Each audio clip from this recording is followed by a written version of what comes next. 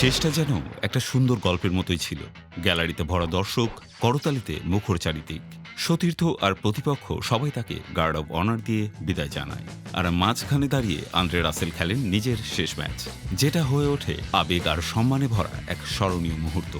৩৭ বছর বয়সী এই জামাইকান অলরাউন্ডার সবসময় ছিলেন আলোচনার কেন্দ্রবিন্দুতে। কখনো তার বিধ্বংসী ব্যাটিংয়ের জন্য, কখনো বা বল হাতে সাফল্যের জন্য, আবার কখনো তার প্রতাপশালী উপস্থিতির জন্য। কিন্তু এবার আলোচনার মঞ্চে ছিল তার বিদায়। অস্ট্রেলিয়ার বিপক্ষে দ্বিতীয় টি-20তে ছিল ক্যারিবিয়ান জার্সিতে রাসেলের শেষ ম্যাচ।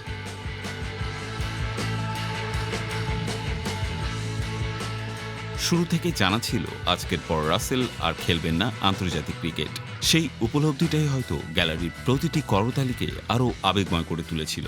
মাত্র ১৫ বলে ৩৬ রান করলেন রাসেল, মারলেন ৪টি ছক্কা, ২টি চার, স্ট্রাইক রেট ২৪০। বিদায় ম্যাচেও তিনি দেখিয়ে দিলেন তিনি এখনও ভয়ঙ্কর, এখনও আগুনের মতো জ্বলছেন। বিদায়টা দিলেন জ্বলে ওঠে, নিঃশব্দে নয়। সেই আগুন শুধু ব্যাটে নয়, ছিল চোখে মুখেও। মাঠে নামার আগে তিনি বলেছিলেন, আমি চাইতাম মেরুন জার্সিতে এমন কিছু করে যেতে যা আমাকে ভবিষ্যৎ প্রজন্মের জন্য অনুপ্রেরণা বানাবে, এবং নিঃসন্দেহে তিনি তা করে দেখিয়েছেন। আন্দ্রে রাসেল খেলেছেন ১৪৩টি আন্তর্জাতিক ম্যাচ, জিতেছেন ২টি টি-২০ বিশ্বকাপ।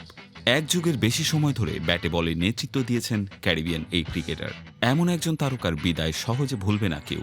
ম্যাচ শেষে সতীর্থদের গার্ড অব অনার পেরিয়ে যখন তিনি মাঠ ছাড়লেন, তখন শুধু ওয়েস্ট ইন্ডিজ নয়, ক্রিকেট দুনিয়াও সম্মানের সঙ্গে বিদায় জানালো এই লড়াকু যোদ্ধাকে।